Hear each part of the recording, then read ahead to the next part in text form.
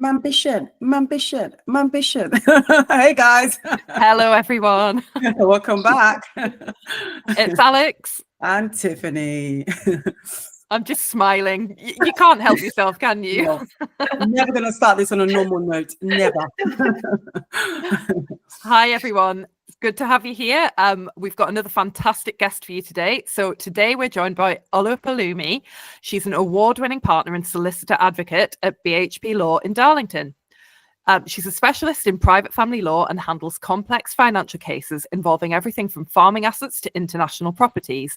But Oluwapelumi's impact extends beyond the courtroom. She's a passionate advocate for change, working to transform the legal profession through equality, diversity and inclusion initiatives. As Resolution's National Committee member and co-chair of their Equality, Diversity and Inclusion Committee, she's driving real change in the industry. She's known for her dedication to mentoring the next generation of lawyers, and she champions alternative paths to law, including apprenticeships. You'll often find her in schools and universities breaking down barriers and showing young people that a legal career is achievable for everyone. And she has the important bit, she's got 2 children aged 13 and 7. Welcome. Thank you.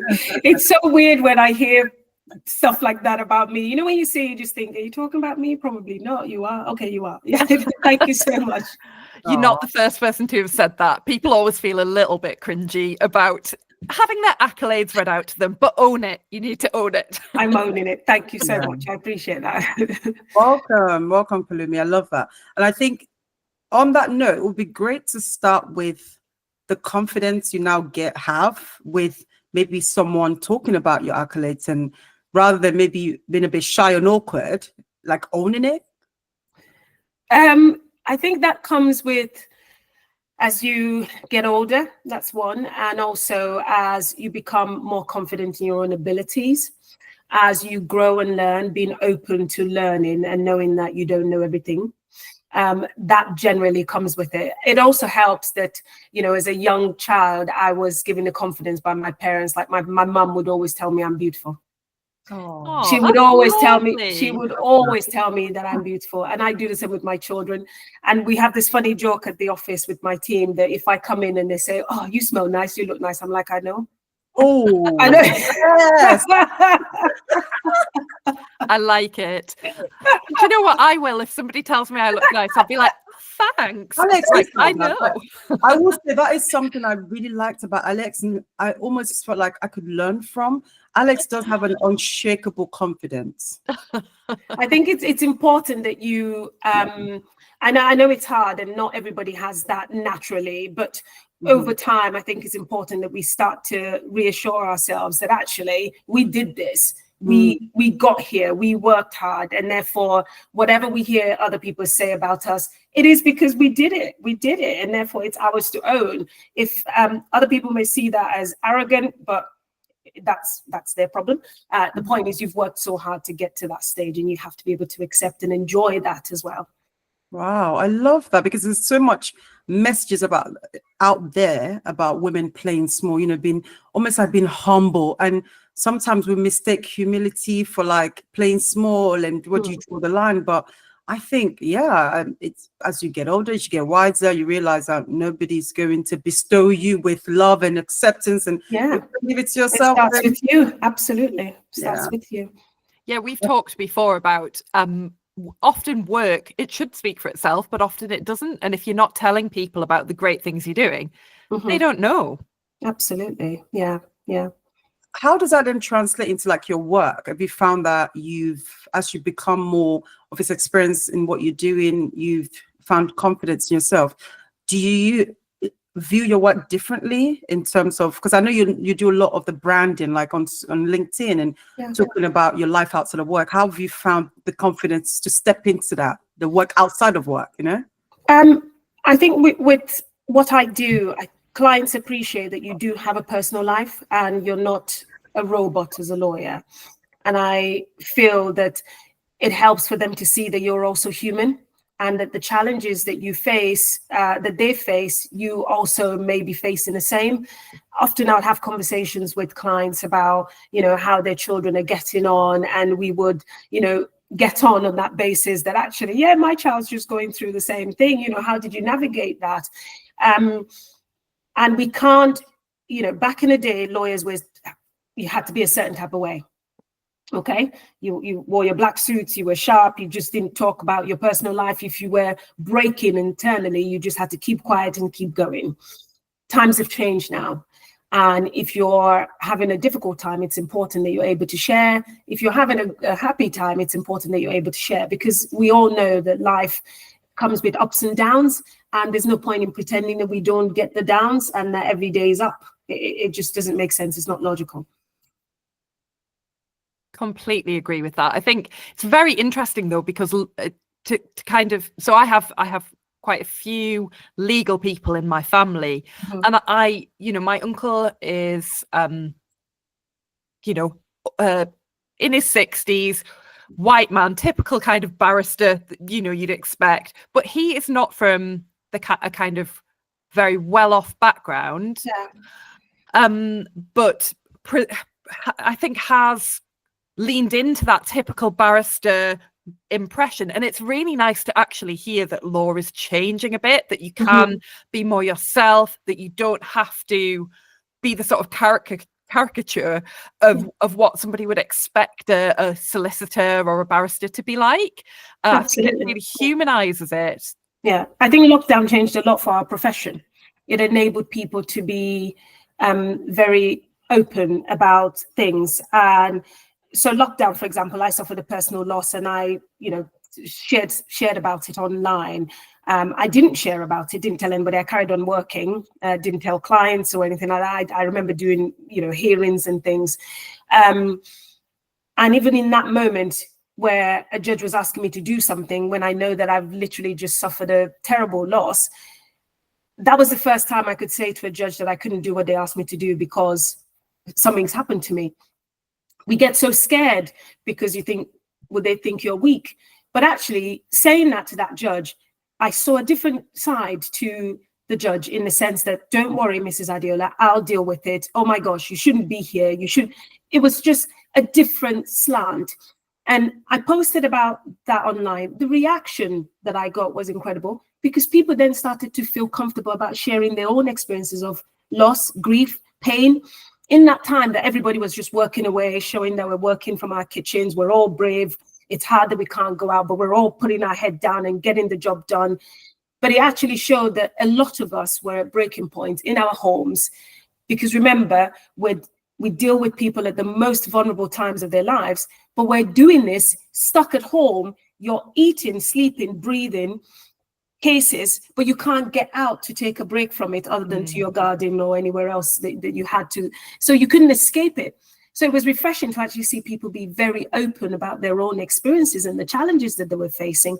And that changed a lot for the profession. Same, we're talking about mental health, for example. It's not something that anybody that I know when I was training would actually say, actually, I'm having a mental health difficulty here. I need some time out. Nobody spoke about that. But now, well-being is right at the fore of the legal profession. We have services like Law Care, for example, where if you're struggling, you can go and speak to them about things. And more people are being open about their experiences. And it's cascading down to younger generations of lawyers. And that's absolutely the change that we want to see.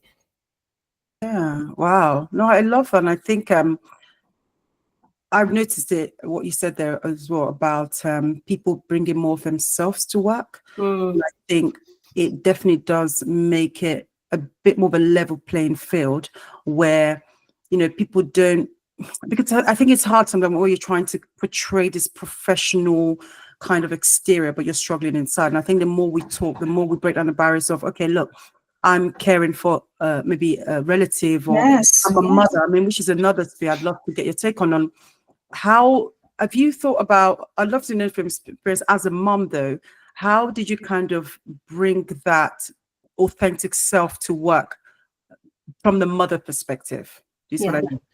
I mean, you know, you've said I'm a mom of two. I can't hide my children. You know, you see them, you know they're mine. And you know, working in an organization who recognize that. So at BHP, for example, I think about maybe 89 or 90% are women, right? Oh, really? And it's a firm with 100 and something employees. They're going to kill me for Wow. not remembering. I don't know the specific amounts. And when majority of us are women, we know how to deal with, you know, issues of childcare difficulties, or an emergency has come up, so you have to leave, etc. People work around that. You know, before the lockdown, it was something that everybody navigated one way or the other anyways, and they were quite supportive with that. But after the lockdown, with agile working and things like that, it's fine. And with clients as well, I think a lot of clients, you know, some of them do have children, and they do understand that I can't have a meeting at a particular time. I can't start at 8:30 because I'm doing the school run, so I'll be starting at 9:30, for example. And I may not be able to deal with this matter past 3:30 because I need to go and pick up the children. But then I juggle it in other ways. So there's a footer, I don't know if you got it, in my email, which says, I work at times that are at odds with not normal working hours. Please don't feel obliged to respond. It's just how it works well for my life. So I could be drafting a document way after you've all closed for you to see it in the morning, because that works for me, because it helps me to center my children and to be able to be there for, you know, important life events. It's not every life event that I make, let's be clear. I'm not perfect. There are some that I miss. I may be stuck at court and therefore I can't get there. I may not be able to go to, you know, sports day, etc. But the ones that I can be present for, I am present for. And it's important to have a supportive partner if you're lucky to have that. You know, we juggle it and we make it work. You know, it's not a foolproof kind of juggling timetable, because we do drop some balls sometimes and forget things, but we do our very best. Yeah. I don't think you'd be human if you made it to everything. Yeah, that'll be mad. How do you I like what you said about, it sounds like you're trying your best, or you also know that you're trying your best. And I think for a lot of women, we beat ourselves up a lot. I'm still, I think, working on my mummy confidence to understand that I won't always get right. You know, I won't always read a book to them every single day. I won't always, you know, like nursery notifications. I missed something recently where they said we should have done this activity thing. I completely missed it. How did you gain this perspective of the balance in your mind to know that you are trying your best and you are going to miss things and it's okay? Like, how do you find that confidence? I mean, my mum is incredible. Okay. And, you know, when I speak to her and I'm upset because I've forgotten something, or, oh, she was supposed to take £1 to school today and I forgot, or whatever, she always says, listen, you are doing your best, you know, and you guys work really hard. You've just got to allow yourself some grace. Those are her words all the time. Allow yourself some grace because you're doing the best that you can. It does hurt, and the mum guilt doesn't disappear. I travel a bit sometimes for work.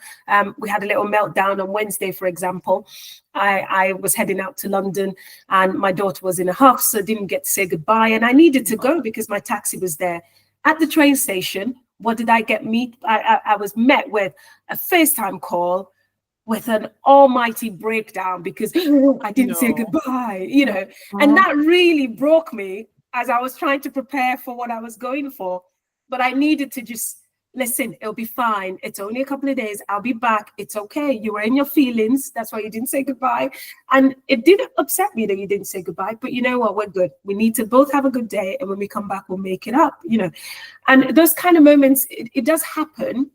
And you feel a tinge of guilt, because I'm like, oh, I shouldn't have to waking you up so early to take you to Breakfast Club, but because I need to get on my train, that's why I'm doing it.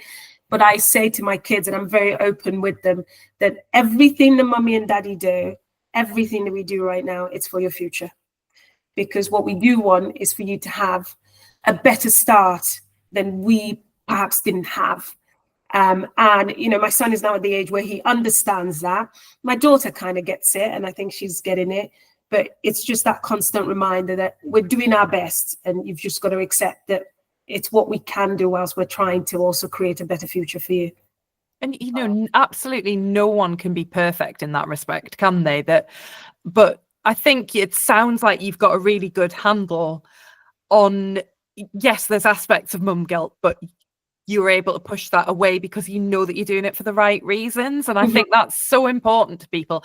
I mean, in terms of getting things wrong, I had to bring my son home in fluorescent orange swimming shorts from nursery because he didn't have enough clothes in his basket to get changed. So I had to bring him home, and they were really, really obviously swimming shorts. It wasn't like he just had some bright shorts on.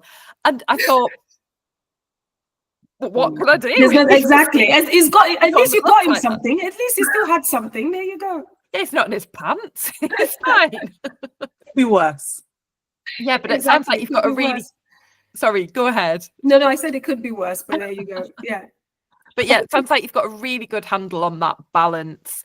And I think to know that you're doing the right thing for your children, to give them that kind of really good start in life, it's great to reiterate that to them so they understand why. Yeah. And I think what you said there, Amanda, as well, it takes me back to being Nigerian, because I think we always heard that message a lot, like we're trying our best, we want a better future for you. Yeah. So I'd love to, in the spirit of that, kind of go back. Let's take a couple of steps back. Go back. Okay, I'll go back.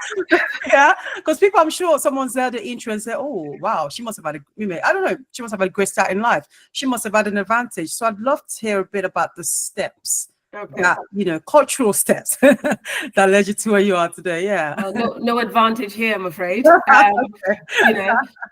So I was born in Nigeria, in the north of Nigeria, in Kaduna State, actually, to be precise. I speak Hausa as well as Yoruba. Yeah, okay. I moved to the UK when I was a teenager. So I went to college in London and I went to university in London. My parents did the absolute best that they could. My mum was doing all sorts of jobs. She was coming here to the UK and just working, as well as my dad, to be able to give us the best and support us financially, to send us to school and things like that. So when I moved here, I also had to work. So I started working when I was 16. I worked at McDonald's and I did, call center jobs. I worked at Gap. I did all sorts of jobs, working part-time to be able to make ends meet. And of course, going off to university, I went to London Metropolitan. It used to be called London Guildhall when I started. So no silver spoon in that sense. No, handout from parents. But my parents were very, very much about your education is important. Your education is important. We will work hard to make sure that you get the best education. And they did. We could have gone to any sort of free government school in Nigeria, but my parents paid for us to go to a fee-paying school in Nigeria. I think you would know, Tiffany, in Nigeria is either you go to a government school, which is not like, like free, like the government school here is nothing compared to that. It is far worse. So, going to a fee-paying school, it was a lot, because if you didn't pay the fees, they won't let you into the school. But they did their very best, and bearing in mind they had 6 of us.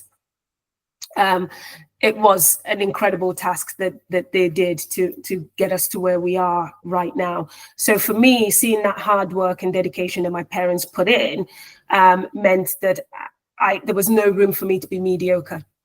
The fact that they made the most of what they had.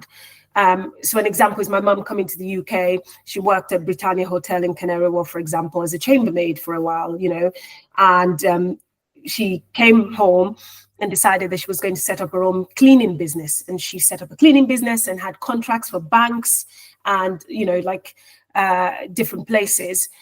And you could see that drive and dedication to make something out of the what she had learned, and she really did an incredible job with it and turned it around.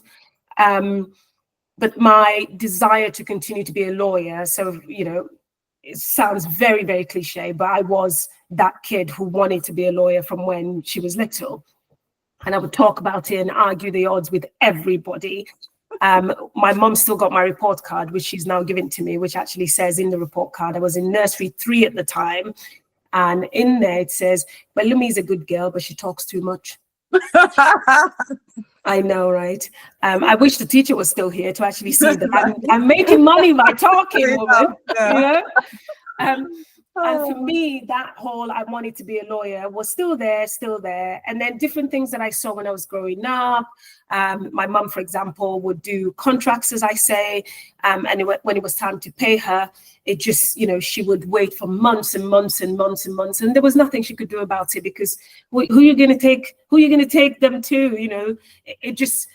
There wasn't that kind of, you've got a contract, I'm going to enforce it and things like that. So it was kind of those moments that I thought, no, I wanted to do something where you could help people to uphold the rule of law, and you could actually support people in a way where you give them a voice. So if they don't have a voice, you use your own skills to give them a voice. And it kind of followed through for me, hence, coming and continuing in that path to be a lawyer.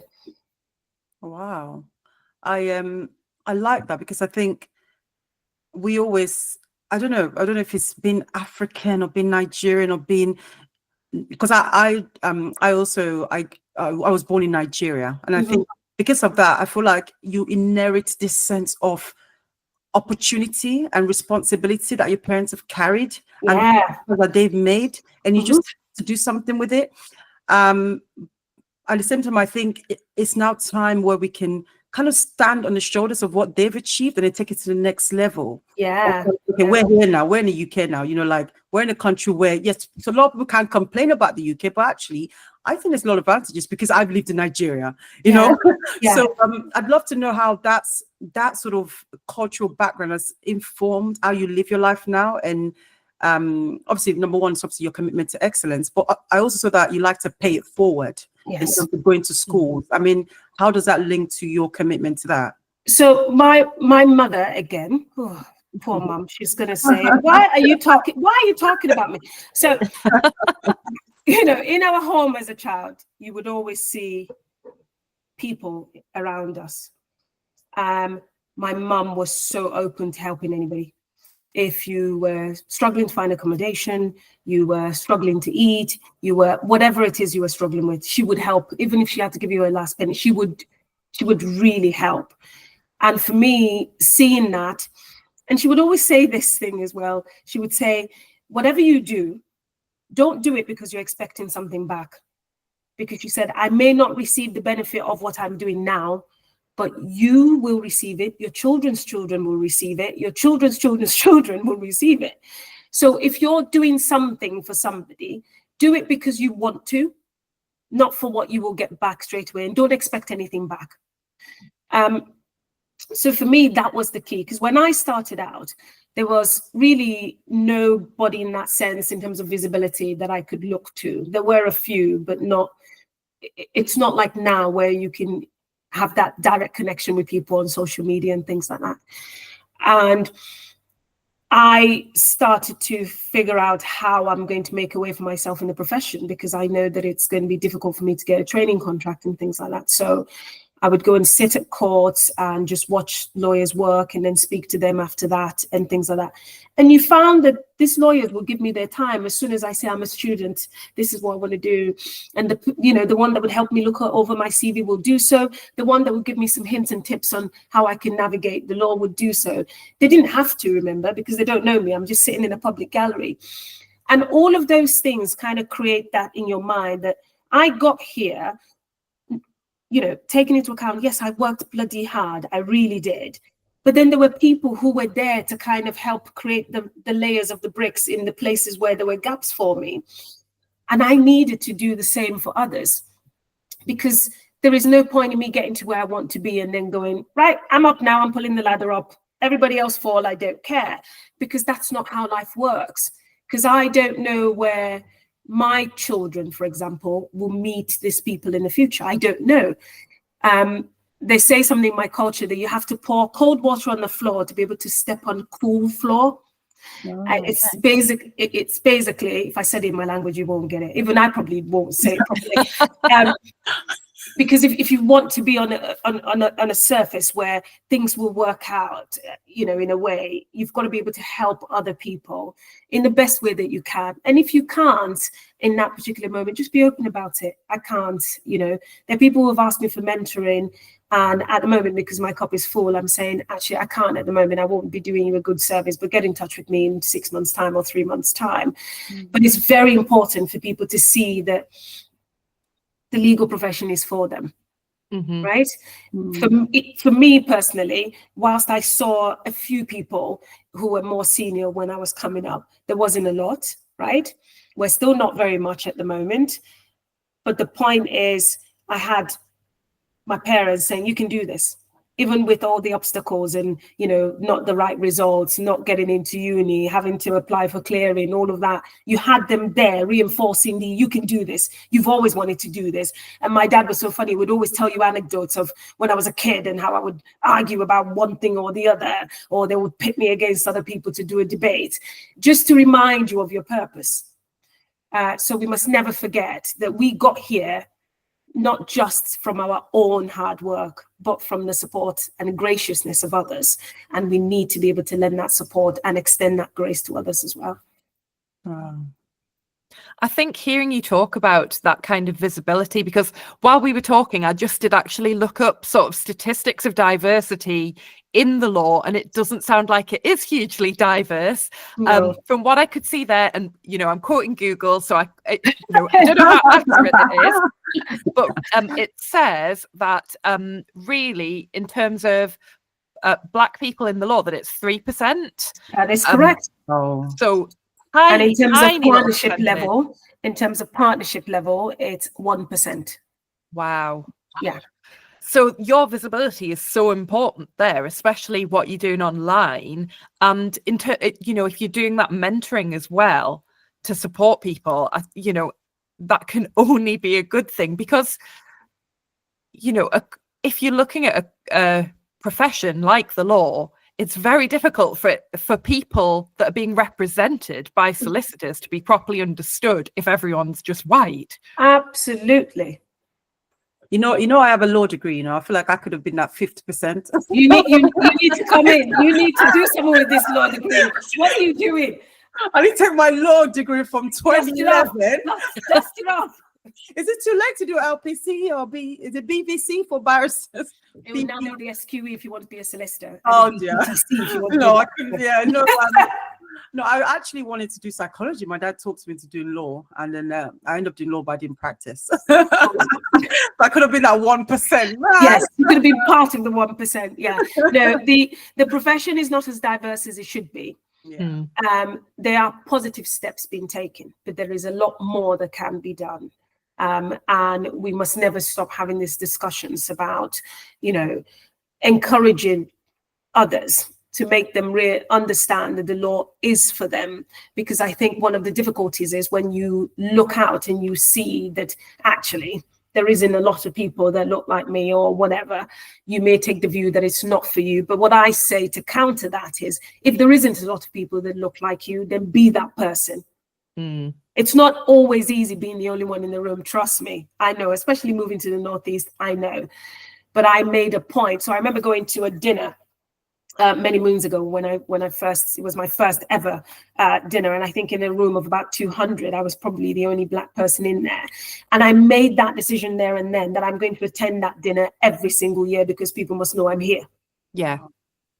And, that is important. You will find your tribe. It may be uncomfortable because you are the only one there. But when you go into those spaces where you are the only one, you've got to make your presence known. You've got to make it count. Wow. I love that, because I think, especially coming to the Northeast as well, like you said, that must have been an interesting transition in terms of not walking into a room and think I don't belong here, but walking into a room and it's an advantage to be the minority. Yeah, it's a double-edged sword, because you feel the burden of, oh my God, I'm the only one. Why are people staring at me? Whatever. But then you've got to kind of turn that around, Because for me, it was the choice of actually not going to this dinner anymore, and then I'm not in the space where the movers and shakers are in, or I'm going into this space so that the movers and shakers can see that I'm here and get to know me and know what I do. And hopefully over time, with having a relationship with me and seeing my skills and what I can do, they actually, realize that I'm not here to play. So it is a double-edged sword. And obviously I take on board and acknowledge that not everybody will be confident in those kind of spaces. I get that. But this is where your allies are important. So if you're going to a space like that, you go in with your allies. So there was a group of us young lawyers at the time, and we would all be together, kikiing, eating, laughing, etc. It felt more at home because you had peers that you were all at the same level. So you have to find a community and a tribe to be able to hone it, because your allies are also an important part of your journey. I love that. So it's maybe connecting with someone who, because I think there's people that will see excellence in you. They look beyond your color and they'll look beyond your gender. Yeah. Say, oh, there's something interesting about you. So what you're saying there about sometimes we just need to connect with that person as well, because they can open doors for you, because that's reality. Yeah, I'm interested as well. I think for our audience, let's think about if there are any other mothers who are listening to this and they're thinking about how they can build credibility in obviously male-dominated spaces. I know because you've had the advantage of your mom and maybe your background. So is there anything else that you think has helped you to kind of own that room, or take the opposite approach of actually I belong in it and I'm going to keep coming here, rather than running away and thinking, no, I can't do this? It goes back to me saying that it's important to have a good support network. Okay. For me, I'm very, very lucky, very, very lucky that my husband is very much of a, come on, you can do this. Even when I, as confident as I am, don't have the confidence and I say, I'm not going, I'm not doing this, he'll go, well, you're the lawyer. You give me your case as to why you should go. And he plays this silly trick. I'm like, don't lawyer me right now. Can you not lawyer me, please? And he would say, come on, you need to tell me, give me a case as to why you shouldn't go. And okay, I'm tired. Well, that's not a good case. And he's having and he's having that good driver, my siblings as well, they're all in your ear saying, come on, you've got this, you can do this. It's important to have those people that will back you. Whilst you back yourself, I was at a conference yesterday, and one of the things when we're talking about career insights that one of my mentors said is that you must remember to back yourself. And whilst we can do that, sometimes when you don't have that energy to back yourself, because it does fleet every now and again, it's good to have people around you who back you and who will be able to root for you and give you wings when your feathers are a bit weak, I saw somebody describe that kind of thing as surround yourself with your best cheerleaders. And I always say that Tiffany's one of my best cheerleaders, and that I hope that I can be that for her. Because, Tiffany said before that I have this unshakable confidence. Even if you do, like you're saying, you have moments where you're tired, that moment of self-doubt, and if you don't have that kind of group of people around you, for me, I think the best advice is to find those people and build that community of people who are going, because there are mothers out there who don't have people who are supporting them or encouraging them. Yeah. But you can find them, and you might find them online, or you might find them in real life. So when I first moved to the Northeast and I didn't have a job, I was looking for a training contract. I was put in touch with a firm by my husband's boss at the time, but they didn't have any spaces for a training contract. I eventually got a role with them as a paralegal, and they ended up giving me a training contract to train. So as a solicitor, then you have to train for 2 years before you qualify. But the women around me at that small town firm, they had an office in Darlington, an office in Richmond, essentially became my family. I wanted to move back home so much. But when you talk about it's a word I don't like, when you talk about the Northeast mums, they were mine. Like literally, there was Yvonne and Karen, and till today, Karen is still a part of my life, till today. And they would be around me to support me when I was pregnant and I was worrying about work and what would happen when I went off. They would engulf me with love and tell me I can do this because they've done it. You will be fine. While some people were saying, "Oh, I came back to work after 6 weeks, man." You know, you had those other that's people. not helpful, though, is it? Yeah, you had those other people who they knew I didn't have family in the Northeast, but they were available for me and were there to champion and support me. So it's very important that you find those people. That is spot on what you've just said there. And I think it's something that I found as well to be so essential to this motherhood journey. And I think especially when you're in a new environment. Hence why even with our podcast, we've spoken about the power of community. Yeah. And finding people like you. I mean, for example, even when my kids were younger, I used to go to the park. I used to just leave the house every single day, go to the park and talk to other people with children. But it's so important, isn't it, what you said about pulling yourself out there a bit, because then you find people who will encourage you. Mhm. I'm interested to know how you found, like, let's move on to like integration, because I think, obviously, I don't know at what stage of motherhood what stage of a career you moved into motherhood. I'd love to know how you sort of the coming back to the work side of it. Do you see what I mean? I was just thinking now, when did I qualify? So I was like, well, I think I qualified in 2009. So I would have been 25 probably, I think. And I think I was 27 when I had my son, I think.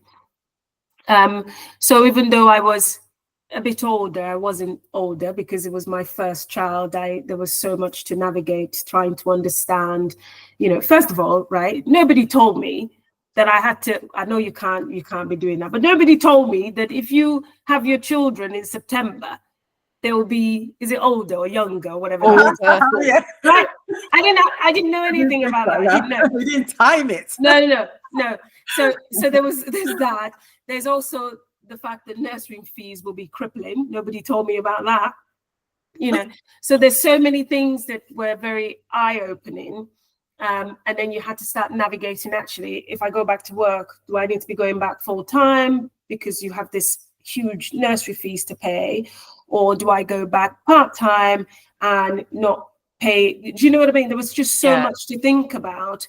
And there was a lot of learning as I go, because, you know, I didn't have anybody who had kind of been through it more recently. Obviously, the people that I had around me, as I said, were much older than me, and they've all had their children. Their children were like at secondary school or university or whatever. So I didn't have anybody who could really relate to me to say, right, actually, this is how much it's going to cost you, you know, when you have a kid, and these are the things you need to worry about.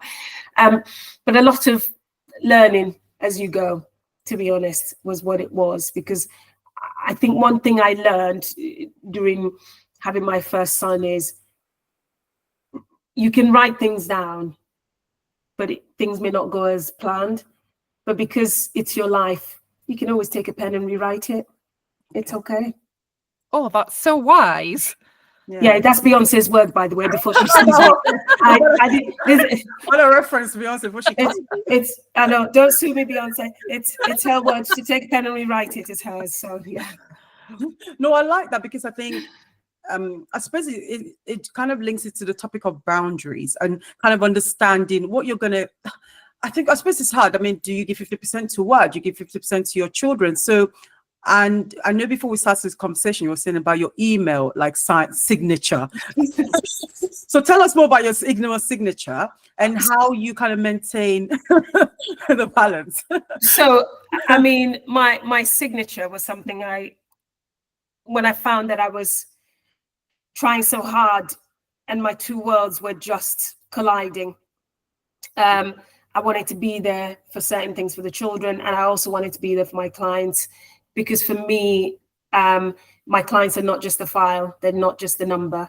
You are a human being with so many things happening in your life, and I need to be able to be present for you in that moment when you need me and do what I need to do. So when I found that actually being able to be present for the children when I can and do my job, I needed to perhaps change the way that I work and be more flexible with myself. It was important that other lawyers who perhaps don't work in that way really understand that, because I don't want you getting an email from me at 11 o'clock and then you're like, I've got to reply, because I know how emails can cause anxiety, and I don't want that. So I felt that it was important that we have that. So I just say, mine just says, I choose to work on occasions at hours that are at odds with normal working hours. Please do not feel obliged to respond should you receive correspondence from me at such times. Because it's very important that you know that whatever I've sent to you, because some people have their emails on their phone, it can wait. It can wait. And that's really helped in me being able to take my kids to school, get to work, do what I need to do in the office, and then go pick them up, come back, sort them out, and then I'm back at my desk. So I am still taking that breaks. But what I found with boundaries as I've gotten older, this is more recent, because before I wanted to go to everything, I wanted to be everywhere, blah, blah, blah, is that if it's not serving me, I'm not going. If it's going to affect me or eat into my time to do things that are more important, then I won't go. It's hard when you're like, oh, there's this award going on. Am I supposed to be there? Oh, and you have the feeling of FOMO. I've kind of got to the stage now where I think, I can't be everywhere. Yeah. And if I can't be there, it's okay. I send you my love and kisses. That's fine. Enjoy it. Because I can't get time back with my children, for example. So I need to be able to prioritize that.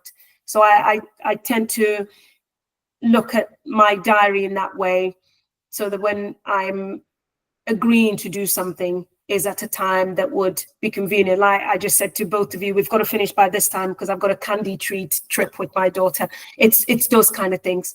It lets them know as well that you are prioritizing them. Yeah. And I think you're so right about, choosing your priorities, working out what you can fit in and making your peace with it.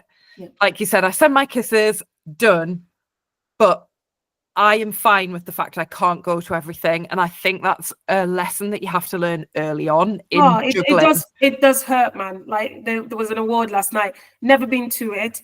It's for it's a gala dinner, and I was invited, but I needed to be back home because I'd been away since Wednesday. And I wanted to catch the train and be home. I didn't want to have another night away from home. And I just said, I'm so sorry. I've got to go home. And just to see the smile on their faces and being home in time for movie night was everything, even though I fell asleep through the damn movie. The point is, I was there and they could see me there, but I was asleep. I love so we've got that. to try. We've got to try. No, I love that. I mean, I'm currently reading Philippa Perry, the book you would wish your parents had read, something like that. Don't quote me, guys. But I think by reading that book, you do kind of get the sense that children are. I think we do sometimes lose our priorities, and I think it's so important as a reminder from that book to just be careful through the lenses of which you look at your children and your work, and remember that they're seeing it differently. Yeah. Unless you're maybe having this constant, maybe the key is having the conversation with them, because I think what you said is really good about do this for your best. Maybe if you have the conversation very early on, that they start to understand. Because I look now back when my dad was working really hard, and it's only with age I've now recognized that he was just working really hard because he was bringing up 5 children by himself, no mom. So it's only now I can kind of look back and say, okay, I give you grace, I forgive you. But when you're young, you just see they're not there, they're there. They're not there. I know, because I say they did the best with what they had. Like when my mum would come here to work, she would be away from us for years. Do you know what I mean? But then when I sit and I think about it now, she did that for a reason, because that's what she knew to do. She had the tunnel vision of provision for her children to make sure that they didn't suffer, that they didn't lack, and she wanted to prove people wrong. And that was it. It was the same for my dad. Tunnel vision. This is what we need to do. It's our jobs to provide. It's our jobs to provide. But on the other hand, our generation, what we're saying is, yes, we get that it's our job to provide, but it's also our job. This kid's, as my niece would say, I was in heaven before you decided to bring me here. He's shady, I tell you now. So these kids are here because we want them to be here. So we've got to be able to prioritize spending time with them, giving them the tools they need to be able to go out in the world. And remember, it's what they see us doing that they'll mirror as they're getting older. So it's making sure that they see good examples, having those conversations about what we're doing and why we're doing it, or the decisions we're making. In the era we grew up in, you think my mom's going to sit me down and say, this is the reason why you can't have this book. You're not having it. That's it. Because I needed an introduction to this gentle parenting. I did not go with anything gentle about parenting. Oh, I want ice cream. You cannot have ice cream. You can't have it. That's it. No conversations. You can't. It's no means no. There's no conversation. But now it's more of a, you can't have it, but why, mommy? Right, okay, I'll tell you why, darling. Because if you have too much sugar, your teeth will rot, they'll fall out. Do you know what I mean? So it's more of a conversation and a dialogue now, other than, more because I said so. Because I said so. It was just all we knew, right? And I think I almost found myself doing that. And I think that's why I really liked about the book. It's allowing me to not just bring my kids up the way I was brought up, because the thing is just it's just what you do, isn't it? You tell them what to do. You eat what I say, so but I'm interested as well. I mean, I love the fact that you said that you tell your children that your mom told you were beautiful. Is there anything else that you do as a mom that maybe it's a bit different or is the same, but you think I suppose my question is, what's your parenting style? Like, what's your mothering style? I'm really interested to know. Apparently, I'm the strict mommy, even though I don't believe that. But we do affirmations. Okay. I think that's very important for my children to know, because the world is difficult and they can't get away from the fact that they are Black children. And whilst they have a different type of life because of the hard work and everything that we've put in, they can't get away from that. They can never get away from their Blackness. And I don't want them to. But I need to make sure that they will be okay when they're out in the world. And I need them to understand that whatever anybody says or thinks about them, that's that person's problem. So we talk a lot, very positive affirmations every night before they go to bed. Wow. They do their prayers and the affirmations. And my daughter's one, I give my daughter's one, she says, I'm brave, I'm beautiful, I'm powerful, my skin is beautiful.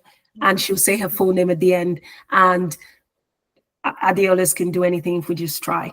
Oh, that's we beautiful. Always end that, because I want her to remember that there's nothing that's difficult for us to do. It'll be hard, but if we keep trying, we will get there. I'm very much of the, not practice makes perfect, but instead practice makes better. And each step we take towards being better will make us perfect. So we have the conversation around, because she, you find that when she does her work, for example, she gets a bit irritated if she doesn't get it right. And I'm like, you don't have to be right all the time. What you want to do is get to a stage where you know what you're doing. And I said to her, Mummy wasn't great at the beginning. I didn't do very well in my exams. But it's been determined that I know that those exams don't really define me, because I know what I'm capable of.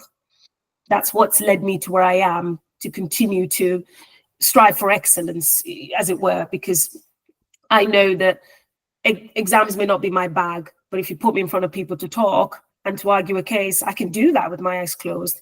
But if you put me in a room for 3 hours for me to do an exam, everything will just overwhelm me. It's just, we're all wired differently. So I just say to her, just remember, we want to be better every single day to hit perfection. You don't want to be perfect. Yeah, I love that, because for my son, he is very into being right, and I don't want him to feel like you can't fail and try. Failure is a part of life. Absolutely. And you need the resilience to cope with that. And we make a big fuss. So when we're doing spelling, for example, we're spelling big words at the moment, like experiment. That's a big word. And if she gets it wrong, she's like, let's just keep doing it. And when she eventually got it right, you would think it was birthday and Christmas all together. Oh my God, we made the biggest racket about it. We're having ice cream. Everybody's having ice cream. Everybody's getting ice cream because, she's done it. It's just, and that's the kind of thing that I wanted to do. Because I remember when I said to my dad, I got a 2-2. He was like, so the person that got 2-1, have they got 2 heads? The person that got first, have they got 2 heads? Yeah. What happened? So it was very much like... Yeah, it was intense. It was very intense. But, it's funny, as he got older, we had the conversation and he said, I'm really sorry for my reaction, He said, it's just, you've got to be first. I was like, well, you don't really have to be first. It's what it is. So it's just trying to make sure that they see things differently.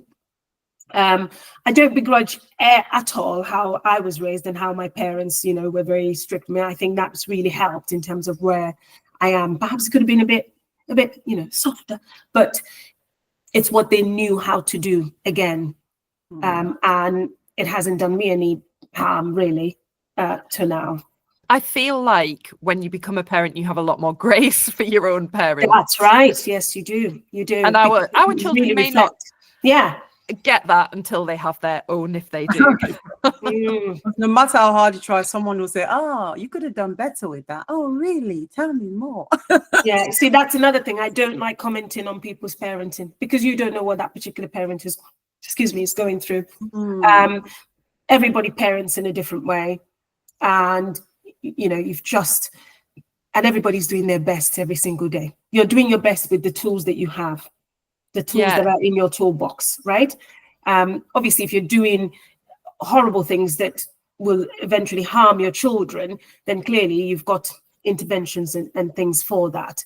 But when you are a mum trying to navigate, parenting, working, trying to progress your career and everything in between, you've just got to try your best, no matter how hard it is, to allow yourself to feel everything. If you're upset, allow yourself to feel that.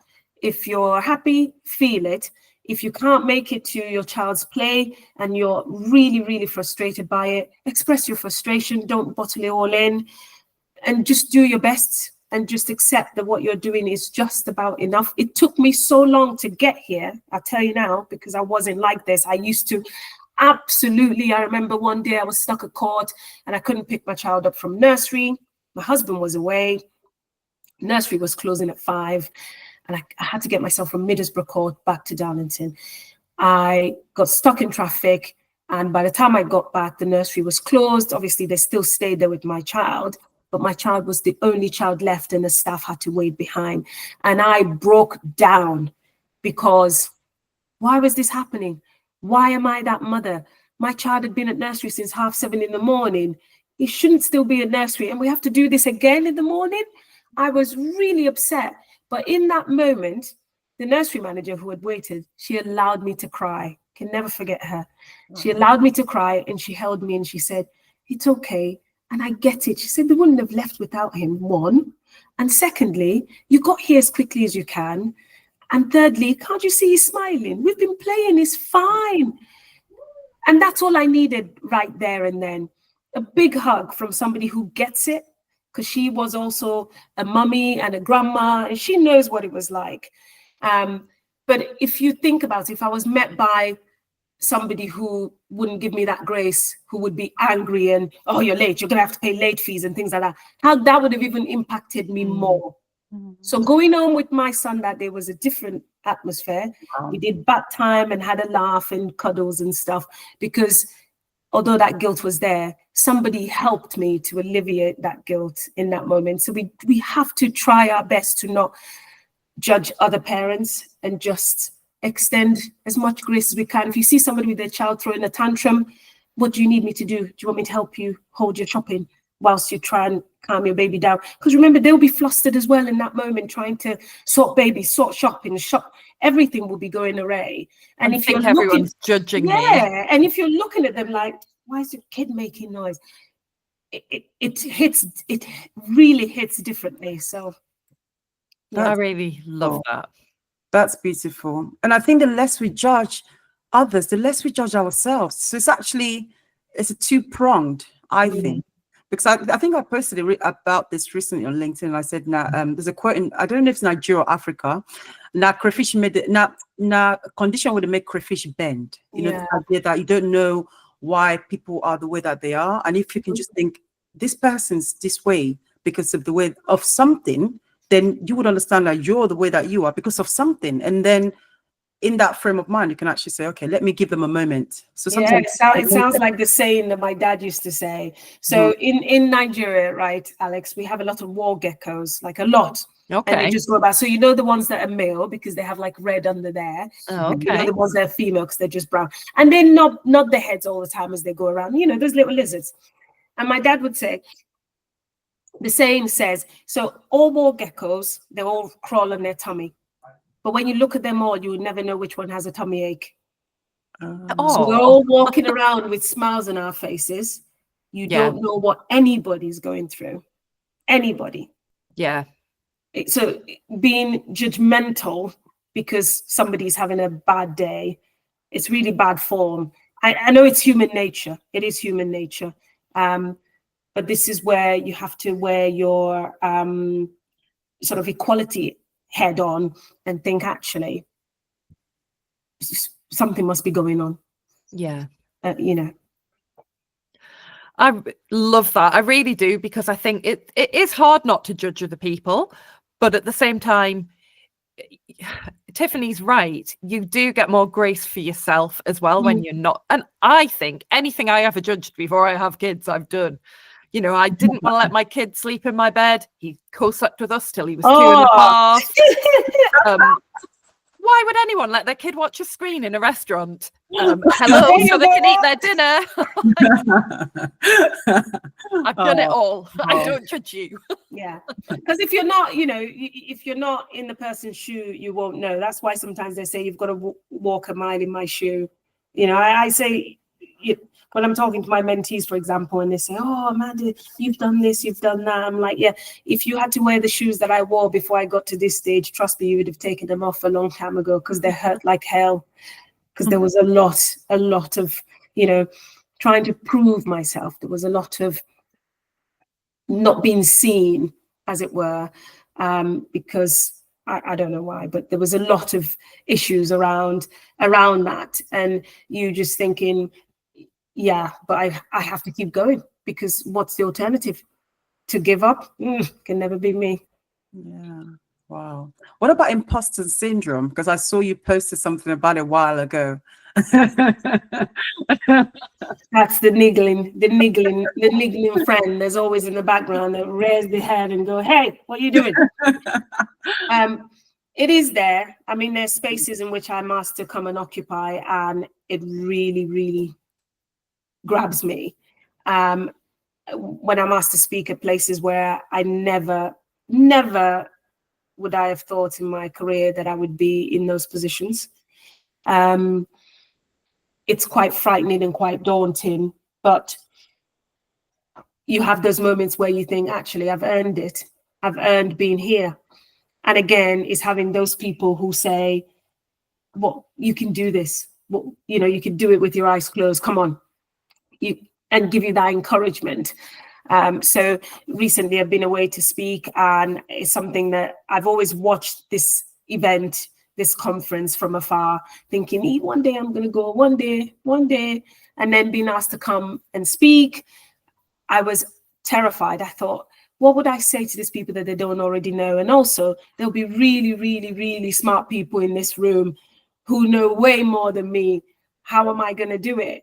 But somehow, again, having those people who remind you that, come on, you have worked hard in the profession and you do have that charisma to be able to speak to people. So, and yes, what you have to say is important. That has really helped in giving the confidence. So I think whenever imposter syndrome comes and I feel that way, I immediately kind of pick up the phone to my mentors. They've asked me to do this and I'm so terrified. Come on, you know, am I actually able to do this? And you have that sounding board to say, yes, you can.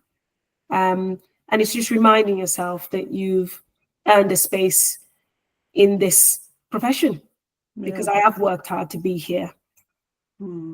There's a saying, I mean, it says no man is an island. I really like, and I think what I really like about this whole conversation today is that you've emphasized the power of the support and the people around you, because I think often in quite an individualist culture, there's this essence of like, oh, it's me, it's my work, it's just me encouraging myself, it's me thinking I'm this, thinking of that. So I think what I've really liked is you saying that actually there's been a lot of people that have built you as a person, and a lot of people in the wings.